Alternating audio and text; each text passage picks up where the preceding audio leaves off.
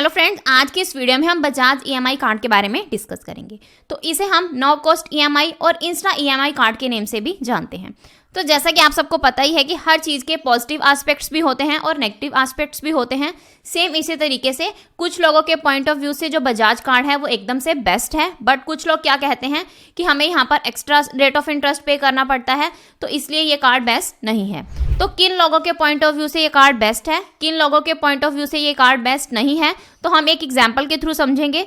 For example, एक person है, उसने क्या किया, एक लास्ट ईयर एक वॉशिंग मशीन परचेज की जिसकी जो वैल्यू थी वो 20,000 थी। ठीक है, तो यहाँ पर उसने जो डाउन पेमेंट की वो 4,000 की। तो जो रिमेनिंग 60,000 बचते हैं उसने क्या किया, 2,000 की 8 किश्तें बनवा ली। तो उसने लास्ट में जब उसकी यानी कि उसने 2,000 की वो किश्तें पे करता रहा तो उसकी जो अमाउंट है वो वहाँ पर कंप्लीट हो जाती है और उसके पास जो उसकी वॉशिंग मशीन है वो रह जाती है। अब उसने क्या किया, यहाँ पर कोई इंटरेस्ट नहीं पे किया, तो उसको यहाँ पर जो वॉशिंग मशीन है वो 20,000 की जो उसकी वैल्यू थी उतनी ही वैल्यू की उसको वॉशिंग मशीन यहाँ पर पड़ गई। यानी कि उसने यहाँ पर कोई रेट ऑफ इंटरेस्ट पे नहीं किया। तो वो पर्सन क्या कहता है कि जो ये बजाज कार्ड है ये क्या है, बेस्ट है। बट वहीं हम अगर दूसरा एग्जाम्पल कंसिडर करें कि एक पर्सन क्या करता है, उसने मई 2025 में एक बाइक खरीदी जिसकी जो वैल्यू थी वो 80,000 थी। उसने क्या किया, 10,000 डाउन पेमेंट कर दी, जो रिमेनिंग वैल्यू बची वो 70,000 बच गई। तो 70,000 की उसने क्या किया, 5,000 की 14 किश्तें बनवा ली। यानी कि हर महीने उसने क्या किया, 5,000 पे किया। बट किसी महीने उसको यानी कि 5,000 की बजाय उसको 50 रुपीज़ 60 रुपीज़ साथ साथ में वो इंटरेस्ट उसके साथ जुड़ता रहा और उसको वो वैल्यू पे करनी पड़ती रही। यानी कि जो एक्चुअल वैल्यू थी बाइक की वो यहाँ पर क्या थी, 80,000 थी जब उसने परचेज की, बट उसको लास्ट तक जो पे करना पड़ा वो 80,500 रुपये पे करना पड़ा। यानी कि उसको यहाँ पर 500 रुपये इंटरेस्ट पे करना पड़ा। तो वो पर्सन क्या कहता है कि जो ये बजाज कार्ड है इसको लेने का कोई फायदा नहीं है। यानी कि यहाँ पर क्या होता है, एक्स्ट्रा में ही हमें इंटरेस्ट पे करना पड़ता है। तो मैं आपको यहाँ पर एक रियलिटी बताती हूँ कि आपको ये कार्ड लेना चाहिए या फिर नहीं लेना चाहिए। तो अब मैं आपको इस कार्ड की रियलिटी बताती हूँ। जब आपके पास टोटल पूरा 80,000 आपके हाथ में नहीं है, बट आपको बजाज कार्ड क्या ऑफर करता है, फिर भी आपको ऑफर करता है कि आप कोई ना कोई प्रोडक्ट खरीद सकते हैं और जो उसकी किश्तें बनवा सकते हैं। हर महीने आप 4-4, 5-5 हज़ार देकर अपना जो सामान है वो साथ के साथ परचेज कर सकते हैं। तो आपको यहाँ पर बजाज कार्ड क्या करता है, यहाँ पर ऑफर देता है कि आपके पास अगर 80,000 पूरे नहीं हैं तो आप किश्तों में देकर अपना जो सामान है वो परचेज कर सकते हैं। तो आपके लिए जो बजाज कार्ड है वो एकदम बेस्ट ही माना जाता है क्योंकि ये आपको इंस्टॉलमेंट्स की फैसिलिटी देता है। तो बजाज कार्ड के लिए आप खुद से घर बैठे ही अप्लाई कर सकते हैं। इसके लिए आपको कहीं भी बाहर जाने की कोई ज़रूरत नहीं है। तो इसका जो कंप्लीट प्रोसेस है वो क्या रहेगा, इसके साथ आप अपनी बैंक डिटेल्स कैसे ऐड कर सकते हैं, यानी कि एक एक चीज़ आपको इस वीडियो में देखने को मिलेगी। तो यहाँ पर मेरी आपसे एक छोटी सी रिक्वेस्ट है कि आपने इस वीडियो का कोई पार्ट मिस नहीं करना, कंप्लीट वीडियो को वॉच करना है। तो बजाज कार्ड के लिए अप्लाई करने के लिए जो लिंक है वो मैंने आपको डिस्क्रिप्शन बॉक्स में दे दिया है। आपने क्या करना है, उस लिंक पर क्लिक करना है तो कुछ इस टाइप का इंटरफेस आपको शो होगा। तो यहाँ पर आपको बजाज कार्ड मैक्सिमम 3 लाख का ऑफर देता है कि आप यहाँ पर इस कार्ड से 3 लाख का कोई भी प्रोडक्ट, कोई भी सामान यहाँ पर परचेज कर सकते हैं। तो आपने यहाँ पर क्या करना है, तो यहाँ आपने अपना मोबाइल नंबर एंटर करना है और गेट ओटीपी के ऑप्शन पर क्लिक करना है।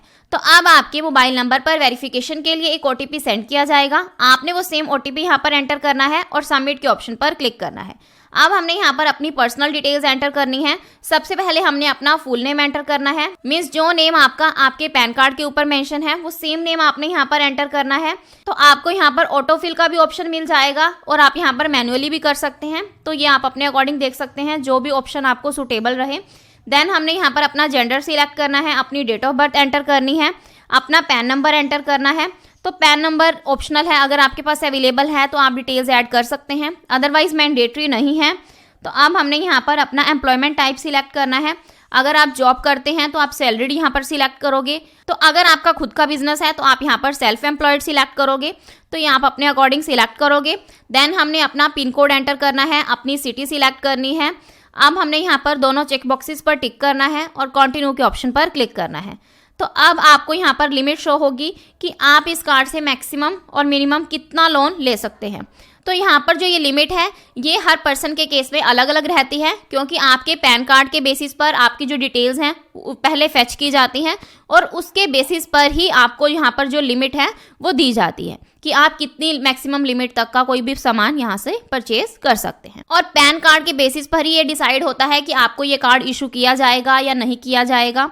तो ये सारा डिपेंड करता है आपकी पैन कार्ड की डिटेल्स के बेसिस पर।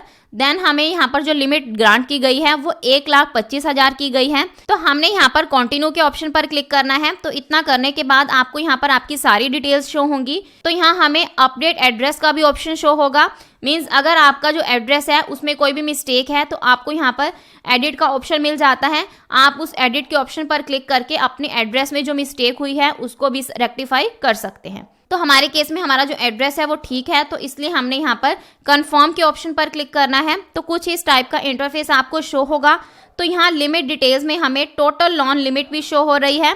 तो हमें यहाँ पर जो टोटल लोन लिमिट ग्रांट की गई है वो 1,35,000 की गई है। और यहाँ पर जो फर्स्ट ट्रांजैक्शन की लिमिट है वो 50,000 है, यानी कि आप 50,000 से ज़्यादा की कोई भी ट्रांजैक्शन फर्स्ट टाइम नहीं कर सकते। तो यानी कि आपने कुछ भी परचेज करना है तो आप 50,000 के अंदर अंदर ही करोगे। यानी कि अगर आपने कोई भी सामान परचेज करना है तो वो आपने 50,000 की लिमिट के अंदर ही परचेज करना है। तो नीचे हमें यहाँ पर 1 टाइम ज्वाइनिंग फीस भी शो होगी, तो जो कि 530 रुपये है। तो ये फीस भी हर पर्सन के केस में क्या रहती है, अलग रहती है। तो इस फीस को पे करना मैंडेटरी है। तो हमने यहाँ पर क्या करना है, पेमेंट करनी है। तो इसके लिए हमने प्रोसीड फॉर पेमेंट के ऑप्शन पर क्लिक करना है। तो इतना करने के बाद हमें यहाँ पर पेमेंट करने के लिए डिफरेंट मोड्स शो होंगे। तो आप यहाँ पर किसी भी मोड के थ्रू पेमेंट कर सकते हैं। तो मैं यहाँ पर UPI वाला ऑप्शन सिलेक्ट करूंगी और अपनी पेमेंट को कंप्लीट करूंगी। तो यहाँ पे नाउ के ऑप्शन पर क्लिक करना है। हमारी जो पेमेंट है वो सक्सेसफुली कंप्लीट हो जाती है। तो इतना करने के बाद आप यहाँ देख सकते हैं हमारा जो कार्ड है वो बन जाता है। बट अब हमने क्या करना है, अपने कार्ड को एक्टिवेट करना है। तो एक्टिवेट करने के लिए हमें यहाँ पर अपनी बैंक डिटेल्स भी ऐड करनी होंगी। तो इसके लिए हमें यहाँ पर ई मैंडेट का ऑप्शन शो हो रहा है। तो बजाज हमें बैंक डिटेल्स ऐड करने के लिए इसलिए बोलता है कि अगर आप बजाज कार्ड से कोई भी सामान परचेज करते हैं और उसकी जो किस्तें बनती हैं तो वो ऑटोमेटिकली आपके बैंक अकाउंट से कटती रहेंगी। यानी कि वो बजाज के जो एम्प्लॉयज़ हैं वो आपके घर पर नहीं आएंगे एक एक किस्त को कलेक्ट करने के लिए। वो क्या करेंगे, आपके बैंक अकाउंट से ही जो डेट होगी उस डेट पर आपके बैंक अकाउंट से ही वो अपनी किस्तें काटते रहेंगे।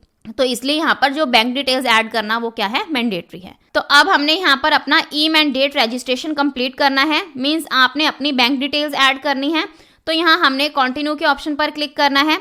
तो सबसे पहले हमने यहाँ पर अकाउंट होल्डर नेम एंटर करना है, IFSC कोड एंटर करना है, अकाउंट नंबर एंटर करना है, अकाउंट टाइप सिलेक्ट करना है। तो ये आप अपने अकॉर्डिंग सिलेक्ट करोगे, सेविंग या करंट जो भी आपका अकाउंट है वो आप अपने अकॉर्डिंग सिलेक्ट करोगे और कंटिन्यू के ऑप्शन पर क्लिक करना है। तो अब वेरिफिकेशन के लिए बजाज की तरफ से आपके अकाउंट में 1 रुपया क्रेडिट किया जाएगा ताकि वो वेरीफाई कर सके कि ये कार्ड आपका है या किसी और का है। तो आपको यहाँ पर आपकी सारी बैंकिंग डिटेल्स शो होंगी। नीचे रजिस्ट्रेशन मोड में हमें यहाँ पर 2 ऑप्शंस दिए गए हैं, एक डेबिट कार्ड और दूसरा नेट बैंकिंग। तो हम यहाँ पर डेबिट कार्ड वाला ऑप्शन सिलेक्ट करेंगे और कंटिन्यू के ऑप्शन पर क्लिक करना है। अब आपको यहाँ पर थोड़ा वेट करना है, यहाँ पर प्रोसेसिंग हो रही है। अब आपको कुछ इस टाइप का इंटरफेस शो होगा। तो यहाँ जो मैक्सिमम अमाउंट है इंस्टॉलमेंट की वो 25,000 से ज़्यादा नहीं है। मीन्स 25,000 से ज़्यादा की आपको यहाँ पर इंस्टॉलमेंट नहीं बनेगी। जो लिमिट है वो 25,000 रहेगी। तो अब नीचे हमने वेरिफिकेशन मेथड सिलेक्ट करना है। तो इसमें हम यहाँ पर आधार वाला ऑप्शन सिलेक्ट करेंगे। देन हमने अपना आधार कार्ड नंबर एंटर करना है और कंटिन्यू के ऑप्शन पर क्लिक करना है। अब हमारे आधार रजिस्टर्ड मोबाइल नंबर पर वेरिफिकेशन के लिए एक OTP सेंड किया जाएगा। हमने वो सेम OTP यहाँ पर एंटर करना है और कंटिन्यू के ऑप्शन पर क्लिक करना है। अब आप यहाँ देख सकते हैं यहाँ e mandate registration successfully done हो चुका है और हमारी जो सारी डिटेल्स हैं वो हमें यहाँ पर शो हो जाएंगी। मीन्स हमारा जो बजाज कार्ड है वो सक्सेसफुली एक्टिवेट हो चुका है। तो अब आपने क्या करना है, अपने मोबाइल फ़ोन में बजाज एप्लीकेशन को इंस्टॉल करना है। तो आप कुछ भी परचेज करते हैं बजाज कार्ड से, कोई भी प्रोडक्ट परचेज करते हैं, उससे रिलेटेड जितनी भी इंस्टॉलमेंट्स बनती हैं, जो भी डिटेल है वो सारी आपको इस ऐप में शो हो जाएगी। अगर आप सारी इंस्टॉलमेंट्स पे भी कर देते हैं और जो NOC बजाज की तरफ से इशू की जाएगी, यानी कि नो ऑब्जेक्शन सर्टिफिकेट जो इशू किया जाएगा, वो भी आपको इस ऐप में ही देखने को मिल जाएगा। तो ये था कंप्लीट कि आप बजाज EMI कार्ड के लिए कैसे अप्लाई कर सकते हैं। आई होप आपके सारे डाउट्स क्लियर होंगे। अगर आपको फिर भी कोई डाउट है तो आप कमेंट सेक्शन में पूछ सकते हैं। So this is the end of my video. अगर आपको मेरी वीडियो अच्छी लगी हो तो प्लीज़ मेरी वीडियो को लाइक करें और मेरे चैनल को सब्सक्राइब करें। Thanks for listening and thank you everyone.